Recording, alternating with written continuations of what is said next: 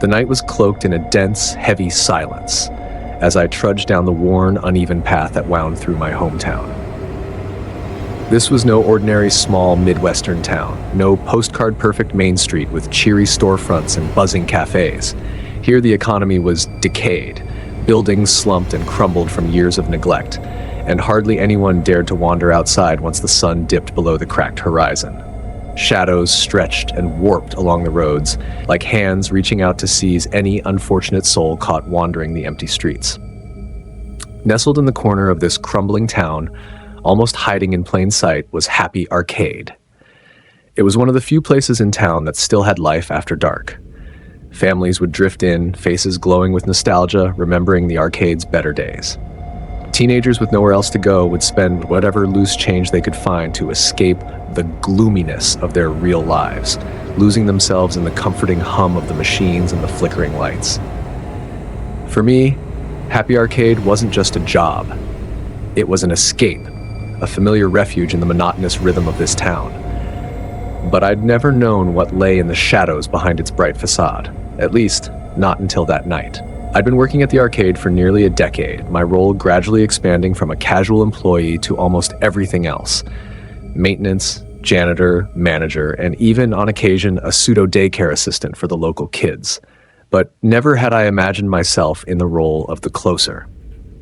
That role belonged to Mr. Morris, a man who seemed more a fixture of the arcade than any of the machines, one who clung to his routines like they were his very lifeline.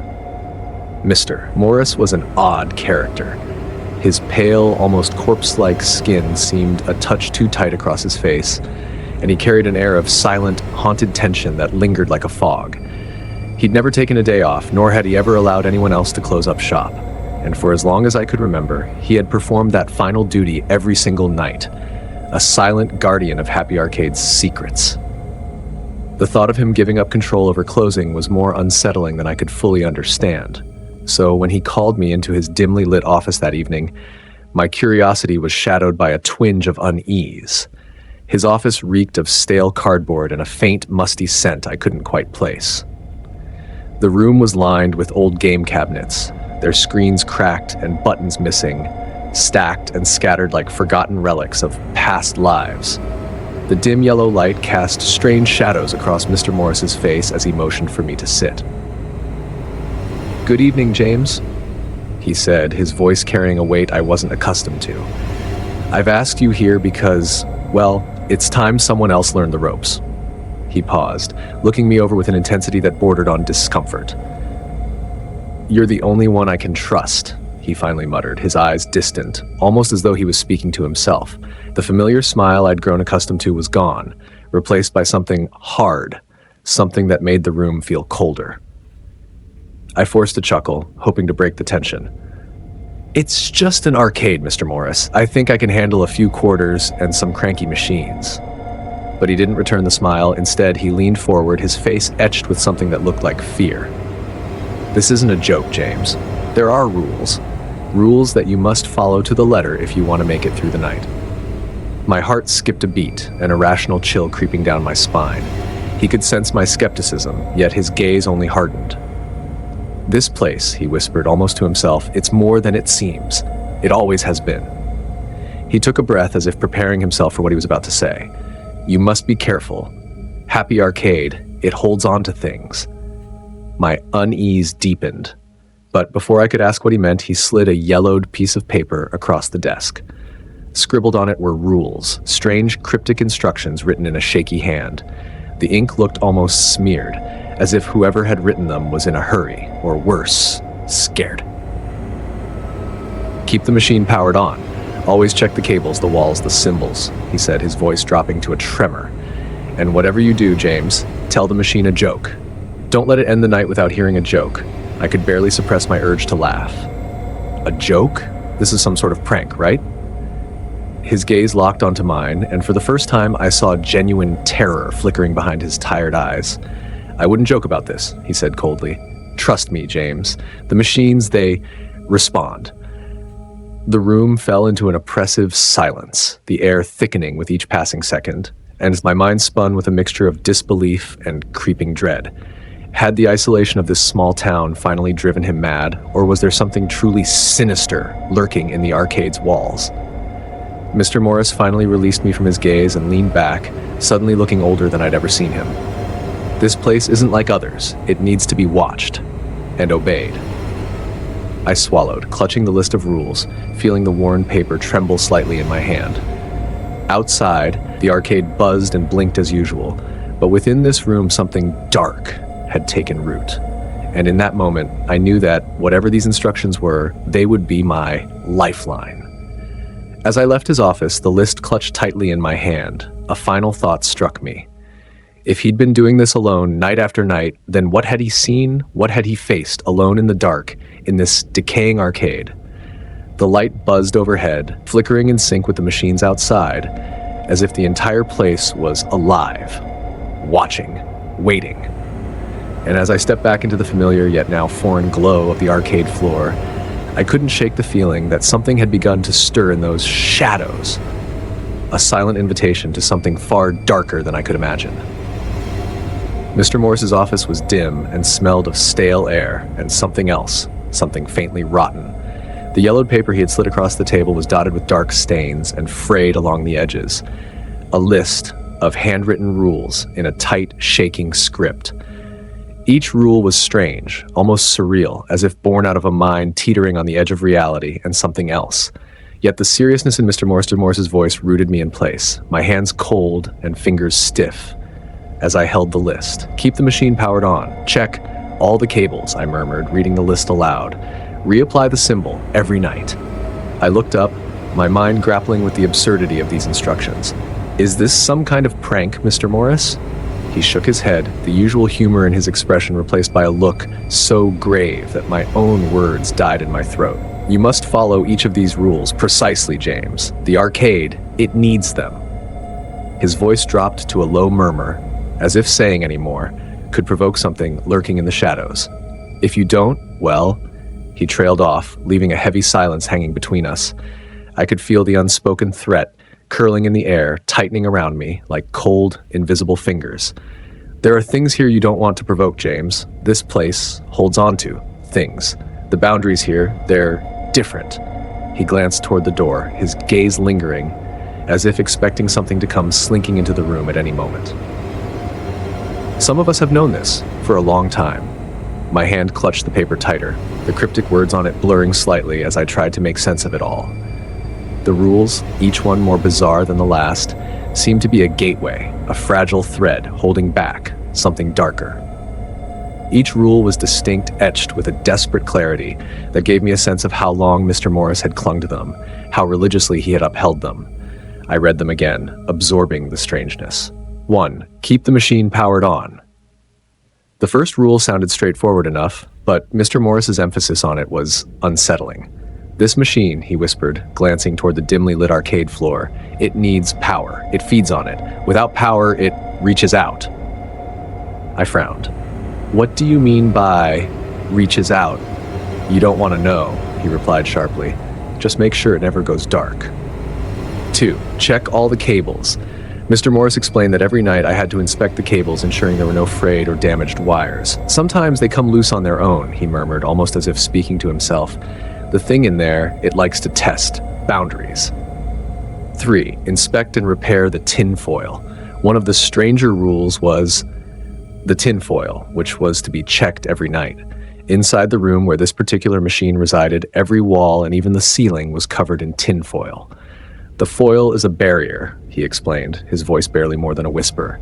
It keeps interference at bay. Without it, the machine might reach further. 4. Draw the symbol of orichalcum. The paper mentioned a symbol, an intricate design I was to draw on the arcade's doors each night. Mr. Morris handed me a chalk stick. Use this. The symbol must be clear and centered perfectly on the door.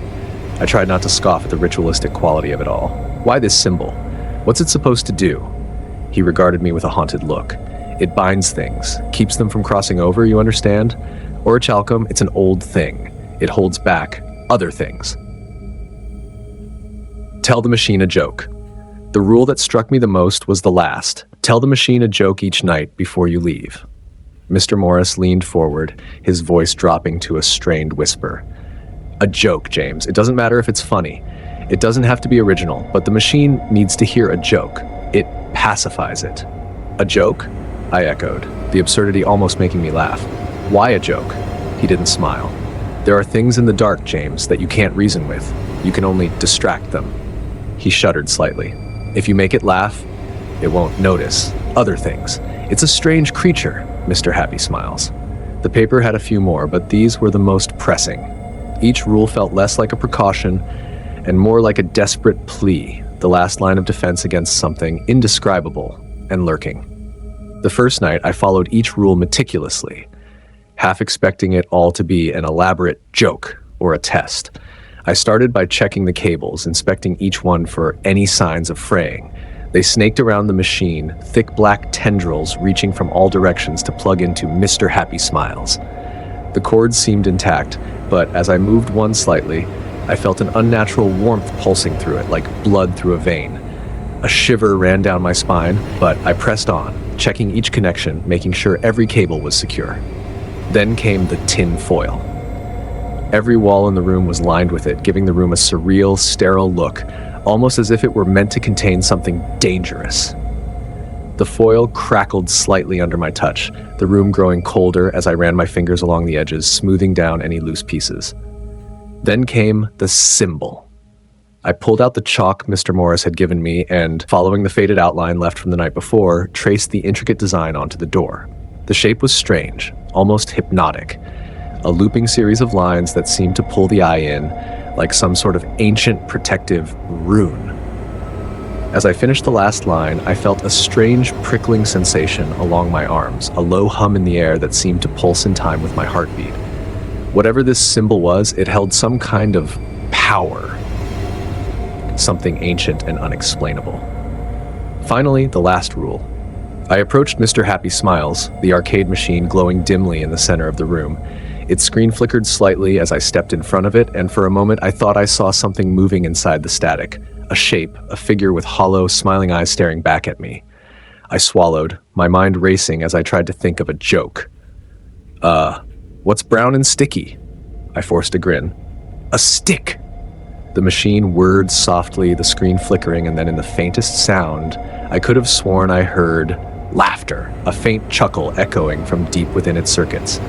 That first night, I left the arcade with a lingering sense of dread, as if something was watching me from the shadows, following me home. My sleep was restless, haunted by dreams of tinfoil walls and symbols that pulsed with an eerie light. The next night, I repeated the ritual. As I walked through each step, my heart pounded louder, my mind struggling to ignore the growing sense that the arcade wasn't just a building, but a living, breathing entity, watching my every move. The third night, as I checked the cables, I found one slightly loose. I froze, my fingers brushing against the exposed wire, feeling a strange heat radiating from it, almost like a warning. Hastily, I secured it, my mind racing with thoughts of what might happen if the machine lost power. Then, as I was drawing the symbol on the door, I heard a noise, soft like a breath, whispering from somewhere behind me. I spun around, my pulse racing, but the room was empty. The walls lined with silent, gleaming tin foil. My hands shook as I finished drawing the symbol, each line feeling heavier, more foreboding than the last.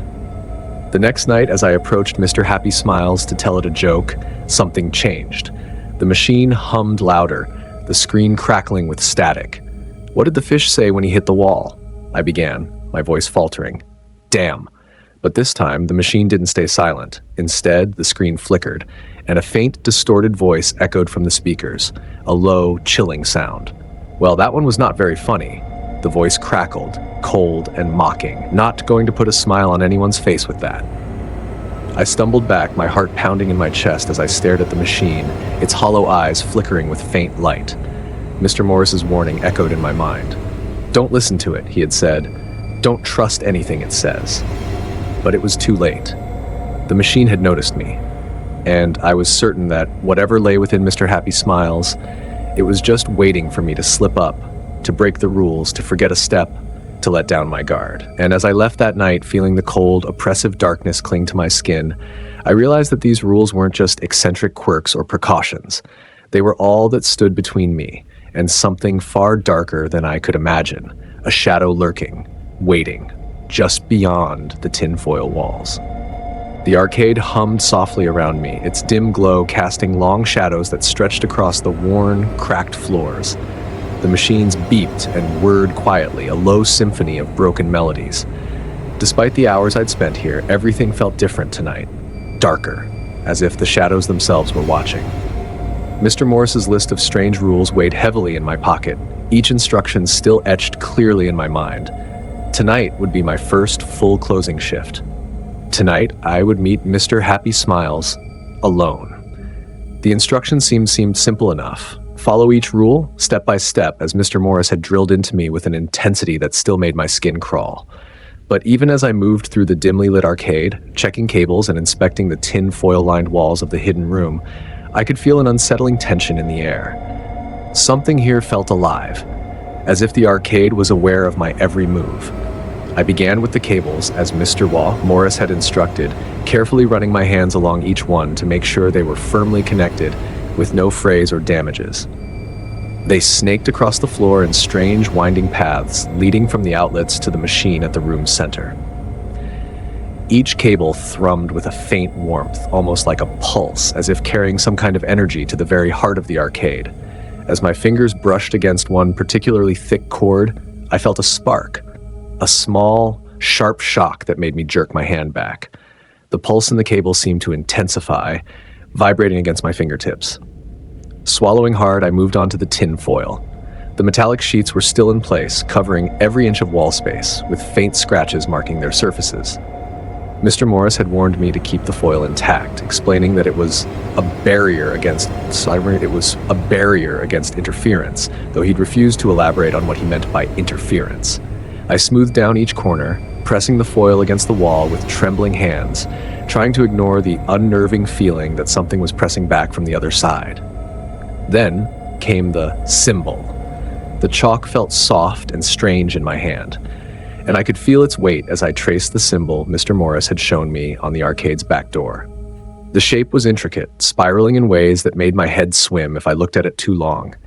Each line felt heavy, as if the symbol itself held a kind of gravity, pulling me closer with every stroke. By the time I finished, a cold sweat had broken out along my back, and the air felt thick, almost suffocating. And then it was time. The last rule. The joke.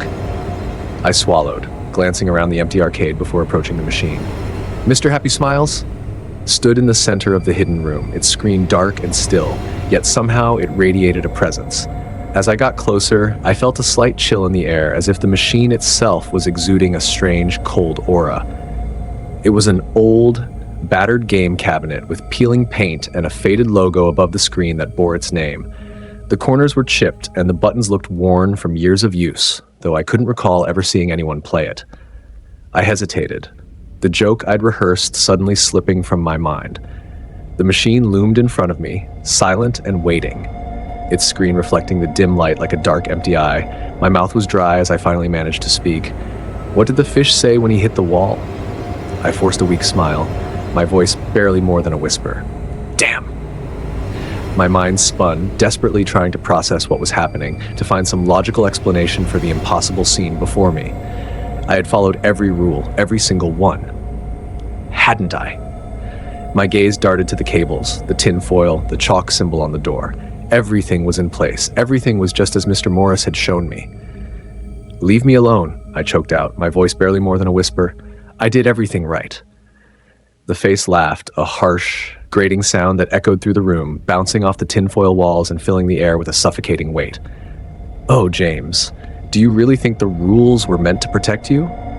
I froze, the words sinking into my mind like ice.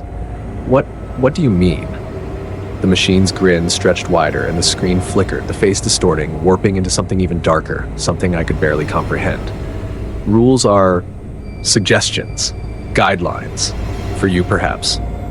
But for me, it leaned closer, the eyes glinting with a sinister light. They're merely chains, and tonight, you've loosened them just a little. A horrible realization began to creep over me, a dawning horror that made my blood run cold. Mr. Morris's rules weren't meant to keep me safe. They were meant to keep it contained. And somehow, some way, I had failed. I stumbled back, my body trembling, my hand fumbling for the door. The machine laughed again, the sound filling my ears, growing louder, drowning out everything else. My fingers finally found the door handle, and I yanked it open, practically throwing myself out of the room and into the dim arcade. The laughter followed me, echoing through the empty arcade as I staggered toward the exit, my heart pounding in my chest, every instinct screaming at me to get out, to run as far as I could from this place. I didn't look back, couldn't bear to see if that face was still watching me from the screen, grinning that terrible, knowing grin. As I burst out into the cold night air, gasping for breath, I felt a strange, sickening realization settle over me. This was only the beginning. Whatever I had done, whatever line I had crossed, Mr. Happy Smiles was no longer fully contained, and it would be watching, waiting for another chance. The rules were no longer just strange rituals. They were a cage, a fragile barrier that had begun to crack. And somewhere in the dark recesses of the arcade, that smiling face was waiting, laughing quietly to itself, knowing that it was just a matter of time before it could break free completely. I stood there, alone in the empty parking lot, the laughter still echoing faintly in my mind.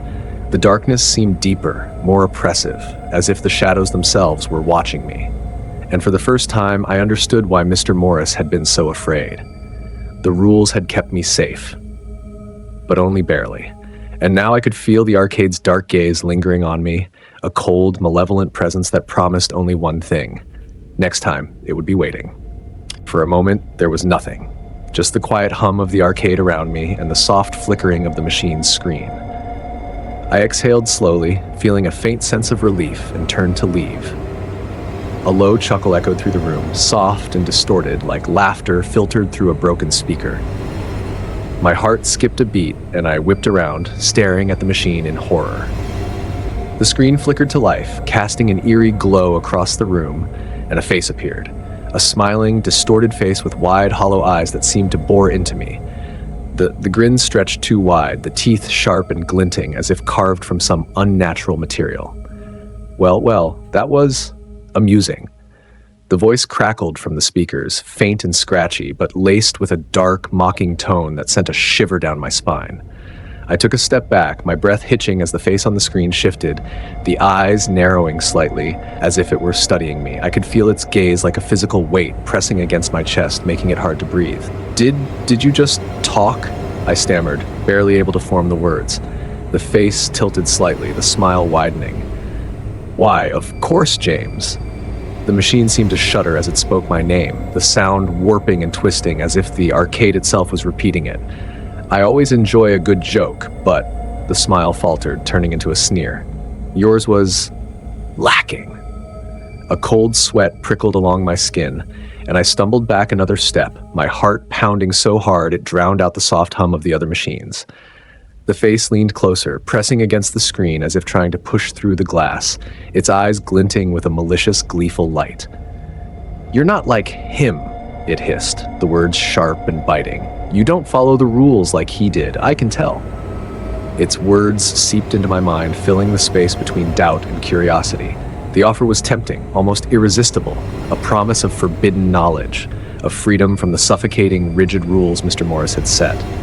But even as I felt the pull of its words, I remembered that terrifying grin, the way it seemed to stretch too far, the hollow, empty eyes that seemed to bore into me. What things? I asked, my voice barely a whisper. The machine's smile grew wider, the screen flickering as though it was struggling to contain whatever lay within. Things that could set you free, James. Secrets buried in these walls, hidden behind the rules. All it would take is a little trust. The voice grew softer, coaxing, almost tender. Let me in. You don't need to be afraid. Something cold brushed the back of my neck, and I realized I'd started leaning closer to the screen, almost as if I were being drawn in by its words. My skin prickled, a sense of wrongness creeping over me. I forced myself to pull back, clenching my fists to keep steady. No, I said, my voice shaking but firm. I can't. The laughter returned, soft and mocking, echoing from the depths of the machine. Oh, James, you think you're in control. But you're just following his orders, aren't you? "Little James, playing by the rules, scared of the dark." It chuckled, the sound thick with disdain. "But don't worry, I'll be here waiting until you're ready to see the truth." The screen flickered once more, and the face slowly faded away, the laughter dying into silence. But the air felt heavier, thick with a sense of something lingering, watching me even as I backed away from the machine. As I stumbled out of the room, my heart racing, I realized that the rules weren't just barriers, they were a prison that held something far more dangerous than I had ever imagined. And that something was waiting for a single misstep, a moment of weakness, a crack in the rules it could slip through. I couldn't shake the voice from my mind, the way it had filled my thoughts with soft, tempting lies, each word dripping with a twisted sweetness. "Let me in," it had whispered, like a poisonous lullaby that stayed with me even as I left the arcade. As I walked home, the streetlights seemed dimmer, the shadows deeper. Every sound, every flicker of light felt like it was watching me, following me. And somewhere, echoing in the depths of my mind, was that laughter, soft and mocking, reminding me that I had already let it in, if only a little. It was a mistake I couldn't take back. The arcade, Mr. Happy Smiles, and whatever darkness lurked inside it, they were in my head now. They knew me, knew my fears, and they were waiting, patient and unyielding. And for the first time, I wondered if Mr. Morris had ever truly been free of it himself. That night, the air in the arcade felt thicker, as though something unseen had settled into the room. Watching. Waiting. I could feel it pressing in around me as I made my rounds, checking the cables, smoothing down the tinfoil, tracing the symbol in white chalk. Every detail had to be precise. Mr. Morris's voice echoed in my mind, his warnings weighted with fear and urgency. These weren't simple routines. They were barriers, like a fragile wall holding back something dark and eager. When I finished each rule, my last task was the joke. I hesitated, glancing toward Mr. Happy Smiles.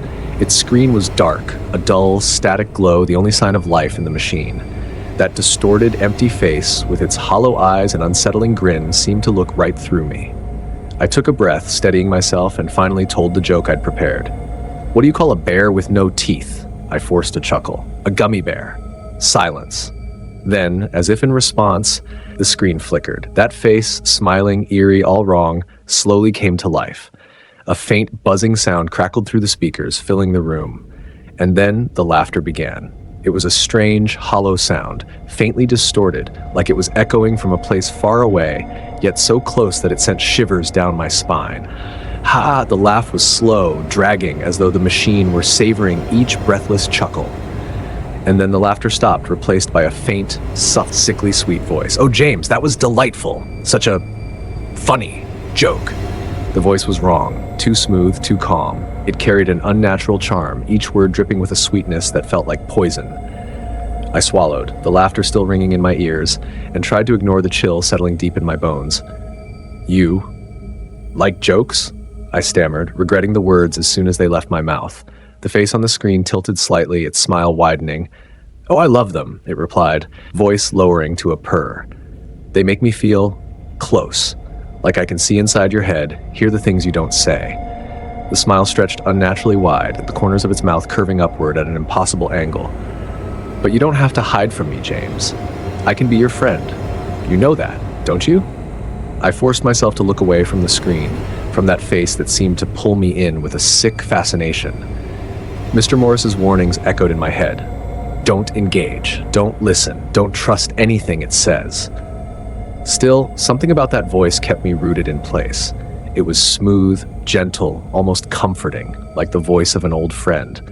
But beneath it, there was a weight, a darkness that seeped through each word, twisting them into something else. "You've done well to follow the rules," it murmured, its tone softening, almost affectionate.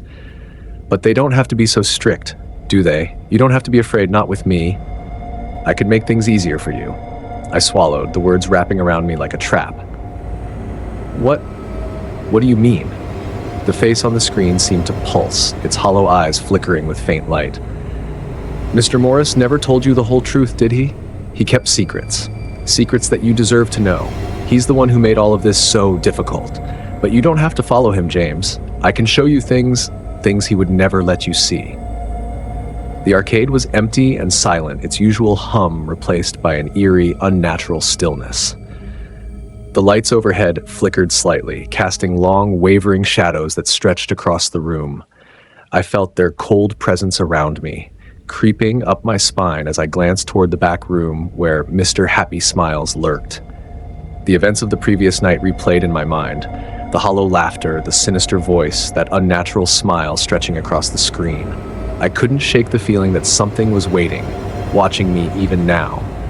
I'd been following Mr. Morris's rules meticulously, checking the cables, smoothing the tinfoil, drawing the symbol on the door each night. But tonight, something was different. A feeling of dread gnawed at me, warning me that things were about to go terribly wrong. I wanted to call Mr. Morris, to hear him tell me that it was all in my head, but he hadn't answered any of my calls since that last desperate voicemail. I was on my own, with nothing but his strange rules to guide me. I took a deep breath and began my routine, moving through the arcade with a practiced but uneasy rhythm. First, the cables. I checked each one carefully, my fingers trailing over the cords that snaked across the floor, leading to Mr. Happy Smiles. I was almost finished when I noticed it, a small, frayed spot on one of the thicker cables. It wasn't a break, not yet, but it was enough to make my heart skip a beat. Damn it, I muttered, crouching down to inspect the damage. The thought of the machine losing power, even for a second, sent a wave of panic through me. I grabbed a roll of electrical tape and wrapped it around the spot as tightly as I could, hoping it would hold. I moved onto the tin foil, smoothing it down with trembling hands. The foil crackled under my touch, and I could swear I felt a faint resistance, as if something on the other side was pressing back. A bead of sweat trickled down my forehead as I worked, my hands shaking as I smoothed down each piece, sealing any gaps or loose edges. The air in the room felt thick, heavy, almost suffocating. The walls seemed to close in around me, and I had the unsettling sense that I wasn't alone. Finally, I drew the symbol on the door, tracing each line carefully, my hands steady despite the growing dread that twisted in my stomach. I'd memorized the symbol by now, each loop and angle etched into my mind, but tonight it felt harder to draw, as if the chalk itself was resisting. I finished the last line and stepped back, staring at the door, half expecting something to happen. Nothing did. I took a deep, shuddering breath and turned to face Mr. Happy Smiles. The machine stood in the center of the room, dark and silent. But its presence was unmistakable. I felt its gaze, cold and predatory, fixed on me even though its screen was blank. The air grew colder as I approached, each step heavy with the weight of dread and anticipation. And then I hesitated. The last rule, the joke. My mind went blank, every joke I'd ever known slipping from my memory. I forced myself to think, my heartbeat thundering in my ears as I struggled to remember something. Anything that would satisfy the machine. What do you call fake spaghetti? I stammered, my voice barely a whisper. An impasta. For a long, agonizing moment, there was nothing, just silence, thick and oppressive, pressing down on me like a weight. Then the screen flickered and that face appeared, the same twisted smile, the same hollow, piercing eyes. Ha, ha. The machine's laughter was slow, mocking, each chuckle laced with a cruel delight. James, you're slipping. My blood ran cold. The machine's voice was softer this time, almost tender, as though it were savoring my fear. You're forgetting the rules, it whispered, the words curling through the air like smoke. And we both know what happens when the rules are broken. I took a step back, my heart pounding as the face on the screen shifted, the smile widening into something monstrous, unnatural. Leave me alone, I whispered, my voice trembling. Oh, but you don't want that, it purred, its eyes narrowing with a sick, gleeful light. You want to understand, to see what lies beyond the rules. The laughter returned, filling the room with a sound that felt like nails scraping across my mind. But you're not ready. Not yet. I turned and stumbled toward the door, my only thought to get as far away from the machine as possible. But as I reached for the handle, the room went dark. The hum of the arcade faded, replaced by an eerie, suffocating silence. I froze, my hand still on the door, my mind racing. The power! I turned back slowly, the darkness pressing in around me, suffocating and thick. Mr. Happy Smiles was still there, its screen the only source of light in the room, casting an unholy glow across the tinfoil walls. The face on the screen seemed larger now, its grin stretching wider, teeth glinting in the dim light. "You broke the rules, James," it whispered, its voice echoing through the dark. "And now, you'll pay." The room seemed to close in on me, the shadows stretching and twisting, each one reaching out with invisible hands that seemed to brush against my skin, cold and clammy. I backed away, stumbling over the cords that lay coiled around the machine like serpents. The air grew colder, thick with the scent of metal and something darker, something that made my stomach churn. "Please," I whispered, my voice barely more than a breath. I followed the rules." "Oh, but you didn't, James," it replied, its voice dripping with mock sympathy. "You failed, and now you're mine." The laughter returned, louder, sharper, filling the room until it was all I could hear, drowning out my own thoughts. I covered my ears, squeezing my eyes shut, but the laughter drilled into my mind, relentless and cruel. My hands shook, my breath coming in shallow, panicked gasps as the laughter twisted into words, each one cutting through the fog of fear. "Don't worry, James," it cooed, the voice wrapping around me like a vice. "You won't be alone. Not anymore." I stumbled back, the door finally giving way under my weight as I crashed out into the arcade. The lights flickered back on, the familiar hum returning as if nothing had happened. But I could still feel it, the presence, the cold, malevolent gaze watching me from the shadows. I didn't wait. I ran, my footsteps echoing through the empty arcade as I bolted toward the exit. The laughter followed me, fading into the distance but never truly gone, lingering at the edge of my mind like a dark stain. Outside, the cool night air hit me like a shock, but it did little to calm my racing heart. I leaned against the wall, gasping for breath, the echo of that voice still ringing in my ears. The street was empty, silent, but I could feel the arcade's presence, a dark, looming shadow that seemed to stretch across the town, reaching out with invisible fingers that brushed against my mind, leaving a trail of fear in their wake. I looked back at the building, its windows dark and empty, the neon sign flickering faintly in the night. And in that moment, I knew. Whatever I had unleashed, whatever line I had crossed, there was no going back. The rules were no longer just a list of precautions. They were chains, and I had broken them. The darkness was awake now, stirred by my mistake, and it would not rest. The arcade, Mr. Happy Smiles, they were waiting, watching, hungry for the next time I would slip, the next moment of weakness that would allow them to slip further into my world. And somewhere in the depths of that dark, twisted place, the laughter continued, echoing through the walls, promising that this was only the beginning. The cold air in the arcade felt like a tangible presence, wrapping around me like icy fingers, sinking into my skin. Every light seemed dimmer, every shadow stretched longer, creeping across the floor and walls, casting distorted shapes that danced in the dim glow of the flickering machines. Tonight, the arcade didn't feel like just a place. It felt like it was alive, and it was waiting for something, watching me with silent, unseen eyes. I'd broken the rules, and the consequences had already started unraveling around me. That cold, mocking voice from Mr. Happy Smiles still echoed in my mind, haunting me, taunting me. "You're slipping, James. You're forgetting the rules." The words looped through my thoughts, mingling with the sense of dread that pulsed through me with every beat of my heart. Whatever I had done, whatever line I had crossed, there was no taking it back. I was trapped, and I could feel the arcade closing in on me, as if it were hungry, as if it were alive. I took a step back from Mr. Happy Smiles, my hands trembling, my heart racing in my chest. The machine's screen flickered with a sickly glow, the distorted face grinning at me, its hollow eyes boring into me. I wanted to run, to escape the suffocating presence of that smile, but something kept me rooted in place, some invisible force that held me there, frozen in fear. "Leaving so soon, James?"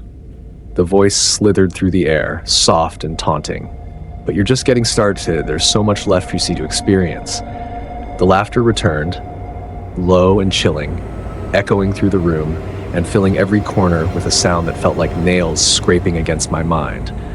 I covered my ears, desperate to block it out, but the laughter only grew louder, twisting and warping, becoming something darker, something that seeped into my bones. I forced myself to turn away, my hands trembling as I reached for the door. I had to get out, I had to escape, But as my fingers closed around the handle, the air shifted and the door refused to budge. My heart pounded harder, a cold sweat breaking out on my forehead as I tugged on the handle, feeling the weight of the arcade pressing in around me, trapping me. Leaving already? The voice was closer now, almost as if it were right behind me. I spun around, my back pressing against the door as I faced the darkness of the arcade. The lights flickered, casting eerie shadows that moved in unnatural ways, and in the dim glow, I saw it. A figure, a dark, twisted shape that seemed to blend with the shadows, its form shifting and pulsing as it moved closer. I could barely make out the outline of a face, twisted and distorted, with eyes that gleamed with a malevolent light. The smile was there too, that same unnatural grin stretching too wide, revealing rows of sharp, glinting teeth. It was Mr. Happy Smiles, but not just the machine. It was as if the entity had stepped out of the screen, brought to life by my mistake, by the broken rules. I stumbled back, my pulse racing as the figure took a step toward me, its movements jerky and unnatural, like a puppet being pulled by invisible strings. The smile never wavered, that horrible grin fixed on its face, growing wider as it drew closer, its eyes gleaming with a hunger that made my stomach twist. "Running won't save you, James," it purred, the words dripping with malice. "You let me in, remember? You opened the door, and now..." The laughter bubbled up again, soft and mocking. "Now I'm here to stay." A scream caught in my throat, and I turned, my body finally breaking free from the paralyzing grip of fear. I ran, bolting through the arcade, my footsteps echoing through the empty space as I raced toward the exit. The shadows seemed to move with me, the heck stretching and shifting, twisting into shapes that clawed at my heels, reaching for me with cold, unseen hands. As I reached the main door, my hands shook as I fumbled for the handle. I pulled, expecting resistance, but the door flew open with a loud creak, and I stumbled out into the night. The cool air hit me like a slap, and I gasped, desperate to fill my lungs, to escape the suffocating presence of the arcade. But as I looked back, I realized it wasn't over. The shadows still lingered, dark and oppressive, spilling out from the doorway like a living thing. And then I saw it, a figure stepping through the door, a twisted, inhuman shape that barely resembled anything human, with that same smile, that same glinting gaze locked onto me. I ran, my footsteps pounding against the concrete as I tore down the empty street, my mind racing, my heart pounding. Every shadow seemed to shift, to follow, as if the entire town was infected by whatever darkness I had unleashed. I could hear the laughter, faint and distant, echoing through the night, growing louder with each step. As I ran, the streetlights flickered above me, casting strange shadows that moved in unnatural ways. It felt like the entire world was warping around me, bending to the will of the creature that hunted me. I could still feel its gaze, burning into the back of my neck. That horrible smile etched into my mind, as if it had marked me, claimed me. I stumbled around a corner, my legs burning, my lungs gasping for air. I ducked into an alleyway, pressing myself against the cold brick wall, hoping, praying that it wouldn't find me, that it would pass me by. But the laughter followed, soft and chilling, as if it knew exactly where I was. "James?" The voice was a whisper now, soft and mocking, as if it were speaking directly into my mind. "You can't hide. I'm with you, always with you. You invited me in, remember?" I clamped my hands over my ears, desperate to block out the voice, to escape the suffocating grip of fear that clung to me. But the voice only grew louder, echoing in my head, filling every corner of my mind with its taunting, twisted laughter. "Run all you want, James," it purred, the words slithering through my thoughts like poison. "I'll be right behind you until the end." I took a shaky breath and forced myself to move, stumbling out of the alley and back onto the street. I had nowhere to go, no idea where to turn, but I couldn't stop. The darkness stretched out before me, endless and unyielding, but the thought of that thing, of Mr. Happy Smiles, closing in behind me kept my feet moving. The laughter grew fainter as I ran, fading into the night, but I knew it was still there, lurking in the shadows, waiting for the next moment of weakness, the next slip in the rules. I had let it in, and now it was a part of me, a shadow that would follow me wherever I went, a constant, haunting presence that would never let me go. I collapsed onto a bench, my body trembling, my heart racing as I tried to catch my breath. The street was empty, silent, but I could still feel it. The darkness pressing in around me, the weight of that twisted, grinning face lingering at the edges of my vision. I sat there for a long time, the silence stretching on, broken only by the faint hum of the streetlights and the distant sound of cars. But in the back of my mind, I could still hear it, that laughter, faint and mocking, like a whisper that would never leave me. I knew then that I couldn't escape. The rules had been broken, and the price had to be paid. Mr. Happy Smiles had been unleashed, and no matter how far I ran, no matter how hard I tried to escape, it would always be there, lurking in the shadows, waiting for the moment it could strike. And as I sat there, staring into the darkness, a single horrifying thought crept into my mind, chilling me to the bone. The rules weren't meant to keep me safe. They were meant to keep it locked away. And now that it was free, I was nothing more than a game. A twisted, endless game that Mr. Happy Smiles would play until it tired of me, until it found a new victim, a new soul to haunt. The laughter echoed in my mind, soft and taunting, a reminder of the darkness I had unleashed. And as I sat there staring into the empty night, I knew one thing with absolute certainty. There was no escape. The terror that gripped me was unrelenting, a relentless pressure that followed me even beyond the arcade walls. But somewhere beneath the panic, another feeling emerged, one of grim resolve. I had to understand what I was facing. Mr. Morris's strange rituals and fearful warnings weren't enough anymore. I needed answers. That night, after barely escaping Mr. Happy Smiles' twisted laughter and eerie threats, I found myself standing outside Mr. Morris's house. The old house loomed like a shadowy presence in the moonlight, a silent sentinel that seemed just as enigmatic and worn as the arcade itself. My fingers trembled as I knocked on the door, half expecting no response. But to my surprise, the door creaked open, revealing a dimly lit hallway lined with faded photographs and relics from decades past. The house smelled of dust and old wood, with an undertone of something stale, almost metallic. I called his name softly, but there was no answer. I pushed the door wider, stepping inside, and that was when I saw it. A journal, left open on the small table just inside the door, its pages yellowed and brittle with age. I didn't have to open it to know it was his. The familiar shaky handwriting stretched across each page, filled with annotates, crossed-out phrases, and cryptic notes that made my heart pound. I flipped through the pages, each entry detailing strange occurrences, each one darker than the last. The further I read, the clearer it became that Mr. Morris had been holding on to something horrifying. Years ago, before Mr. Morris had taken over the arcade, it had been owned by a man named Franklin Kane, a figure who, according to Mr. Morris, was known as a reclusive and eccentric inventor. Kane had an obsession with creating immersive experiences, but his mind was twisted. He didn't just want to entertain people, he wanted to control them.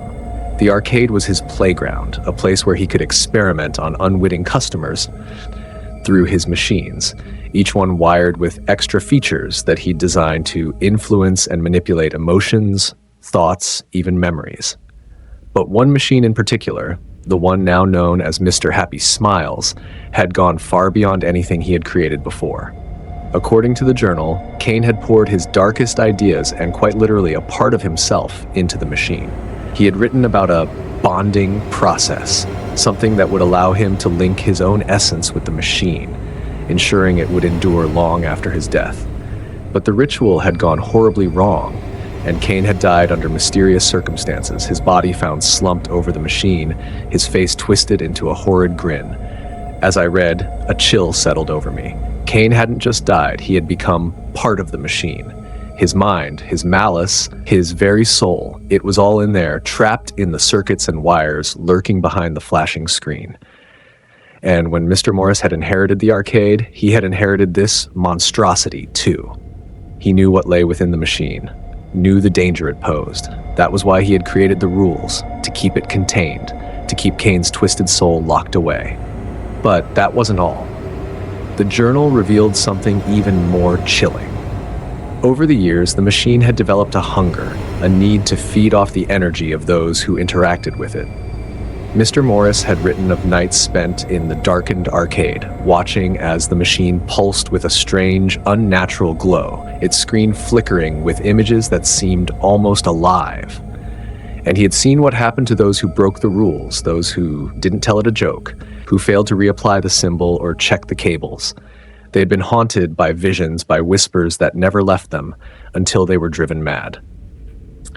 And then there was the final entry, written in a hurried scrawl, as if he had barely been able to keep his hand steady. It knows me. It's learning. It's waiting for the night I slip, for the night the rules aren't followed. I can feel it now, creeping into my thoughts, into my dreams. It wants to be free. And if I'm not careful, it will be. I stared at the words, my heart pounding. Mr. Morris had known all along. He had been living with this horror for years, chained to it, unable to escape. He had spent his life keeping it contained, fearing the day he would lose control, knowing that once he did, Kane's twisted soul would be unleashed upon the world. The silence in the house felt heavier now, like a presence pressing down on me, and for the first time, I understood the true horror of what I was dealing with. This wasn't just a haunted machine. It was a prison, a cage for a malevolent spirit that had been trapped for decades, biding its time, feeding on fear, waiting for someone to make a mistake. A sound echoed through the hall, a soft creak that made my skin crawl. I froze, my eyes darting to the shadows, half expecting to see that horrible grin lurking in the darkness. But there was nothing there, only the stillness of the old house and the weight of the secrets I now carried. As I left the house, clutching the journal tightly in my hands, a chilling realization dawned on me. Mr. Happy Smiles wasn't just a machine. It was a vessel, a twisted creation designed to hold on to life, to manipulate and control, and now it had tasted freedom.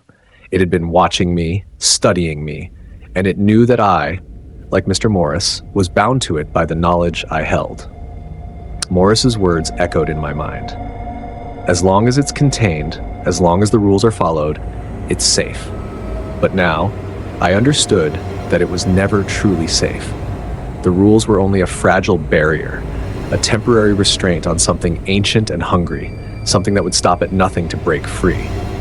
I left the house with a grim determination settling in my chest. I couldn't keep running from this. Mr. Morris had spent his life holding back the darkness, and now it was my turn. But even as I resolved to do whatever it took to keep the arcade contained, a whisper of doubt crept into my mind. What if the rules weren't enough? What if, like Mr. Morris, I would eventually slip and the thing within Mr. Happy Smiles would be unleashed? As I walked back through the empty streets, the journal clutched tightly in my hands, I could still feel its presence, lurking at the edges of my thoughts, waiting, watching, just like Kane had all those years ago. And I knew deep down that this wasn't the end. This was only the beginning. The arcade was a graveyard of silence, the machines standing dark and still, waiting for something, watching. Shadows clung to every corner, seeming thicker and darker than usual, as if they too were alive, pulsing with the malevolent presence of Mr. Happy Smiles. I took a shaky breath, clutching the piece of chalk and the old journal I'd taken from Mr. Morris's house. Every word of his warnings echoed in my mind, each one now a haunting reminder of what I was about to face. I'd been running, hiding, bound by fear for too long. But now, after learning the truth, I knew what I had to do. Mr. Morris had spent years containing this thing, following rituals, drawing symbols, keeping it locked away, and now it was my turn. Tonight, I would finish what he started, or I would become another victim of the arcade. I stepped into the back room where Mr. Happy Smiles stood waiting, its screen dark, the silence around it so heavy it was almost suffocating. I could feel it watching me, feel the dark energy swirling around the machine like a storm barely contained. I took a deep breath, reaching for the chalk, and knelt down to draw the symbol, only this time it wasn't just to keep it in place. This time I was preparing to seal it away for good. My hand shook as I traced the lines, each stroke of the chalk echoing in the stillness.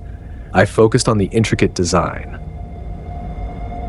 Mr. Morris had shown me, adding extra loops and symbols he had marked as stronger, ones that could strengthen the barrier and contain whatever lurked within the machine. Sweat beaded on my forehead as I finished the last line, feeling a strange pull as the symbol seemed to settle into the floor, like it was sinking into place, absorbing the power I'd channeled into it. The machine's screen flickered to life, casting an eerie glow across the room. That face appeared, grinning wider than ever, its hollow eyes locked onto me. "James," it hissed, the voice low and dripping with malice. "You think you can stop me? You think this little ritual can hold me?" The air around me grew cold, and I felt a weight pressing down on my chest, making it hard to breathe. But I steeled myself, refusing to look away from that twisted, grinning face. "You're not getting out of here," I said, my voice barely more than a whisper.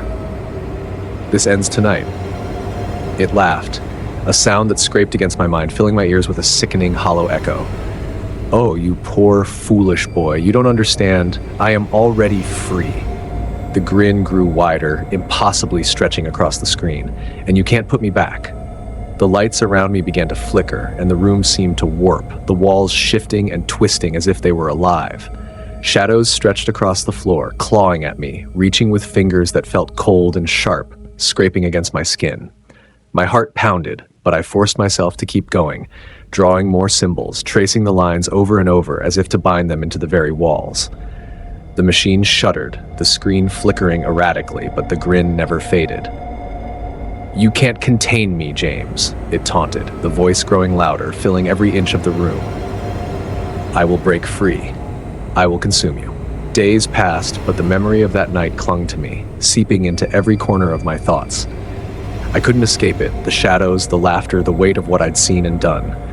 The arcade sat silent now, the lights dark, the doors closed, the machines quiet, as though they'd never stirred with anything more than electricity. Yet, in the stillness, I could still feel it. I knew, even if no one else did, that something remained inside. At night, I found myself unable to sleep, haunted by the faint sound of Mr. Happy Smiles' laughter echoing in my mind. I would wake, drenched in sweat, my heart pounding, half expecting to see that twisted grin leering at me from the shadows. Each time, I reminded myself that I'd sealed it away, that the ritual had worked. I'd done everything right, or at least, I hoped I had. But doubt lingered, festering, growing stronger with each sleepless night. Had I truly contained it, or had I only bought myself a brief reprieve? The journal's warnings, Mr. Morris's fears, the ancient symbols, they felt like flimsy barriers, barely holding back the dark thing that had inhabited Mr. Happy Smiles. And I couldn't shake the feeling that it was waiting, biding its time, watching for a crack in the seal I'd so desperately carved into the floor. One night as I lay awake, I heard something faint, almost imperceptible. It was a sound I recognized instantly, one that made my blood run cold. A whisper, barely a breath, seeping through the silence of my room. "James." I bolted upright, staring into the darkness, my heart hammering as I scanned every shadow. There was nothing there, only the dim light filtering through my window, casting shapes against the walls. Yet the air felt heavy, like something was pressing down on me, suffocating me, filling the room with its presence. The whisper came again, softer, yet unmistakable. "I'm still here." In that moment, I realized the terrible truth. No ritual, no seal, no amount of chalk or symbols could ever truly contain it. Mr. Happy Smiles was more than a machine, more than the twisted remnants of a madman's soul. It was a shadow, a darkness that lived on the edges of reality, slipping through cracks, feeding on fear, waiting for someone, anyone, to invite it in. And now I knew it would never leave me. The phantom wasn't just in the arcade. It was in my thoughts, my dreams, a part of my very shadow. I could close my eyes, turn my back, run as far as I wanted, but it would always be there, lurking, smiling, whispering from the dark. And in the silence, a cold certainty settled over me. It would wait until I slipped again. "Not tonight," I whispered, more to myself than to the thing in the machine. I took a deep breath, my gaze locked on the screen, and slowly reached into my pocket, pulling out a small, battered item. The final piece Mr. Morris had left in the journal. A worn wooden cross, smudged with ash, the faintest hint of some ancient symbol carved into its surface. According to the journal, it was the key, a token used to seal the machine permanently if it was ever needed. The laughter stopped abruptly, the face on the screen narrowing its hollow eyes as it noticed what I held. "No," it whispered, the malice in its voice giving way to something almost like fear. "What do you think you're doing, James?" I held the cross tightly, feeling its weight in my hand, the rough wood pressing against my palm. Sending you back, I said, the words stronger this time. Back to where you belong. With a final, deep breath, I placed the cross against the center of the screen, pressing it firmly, feeling a strange warmth radiate from it as if it held a life of its own. The machine began to shake, the face on the screen twisting and writhing, its grin fading into an expression of pure rage. "No, you can't do this!" It screamed, the voice high and desperate, clawing at the edges of my mind. "I am eternal. You cannot bind me." But I pressed harder, my fingers gripping the cross tightly as I focused on the symbol beneath me, on every stroke of chalk that surrounded us, on the power in each line that was sealing this thing away. The air filled with a strange humming, a low, vibrating sound that seemed to come from the walls themselves, as if the entire arcade was fighting to hold back the entity within. The lights flickered one last time, and then everything went dark. Silence fell over the room, thick and oppressive, broken only by the faint sound of my own breathing. The machine was still, its screen dark, the face gone, erased as if it had never been there.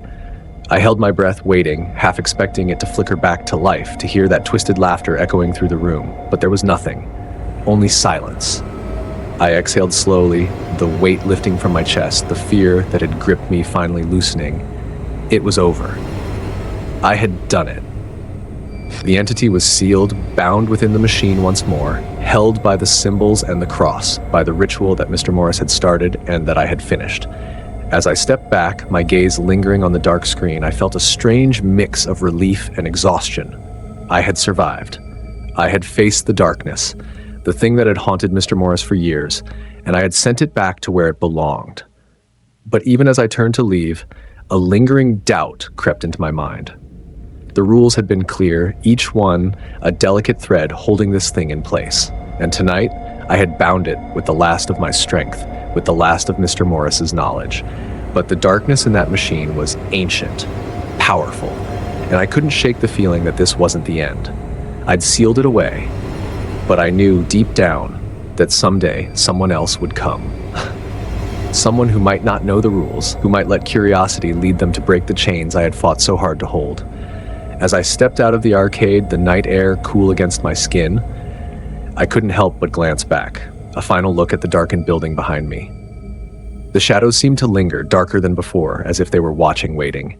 And in the silence, I could almost hear it, a faint whisper, a promise, or maybe a threat carried by the wind. "I'll be waiting, James."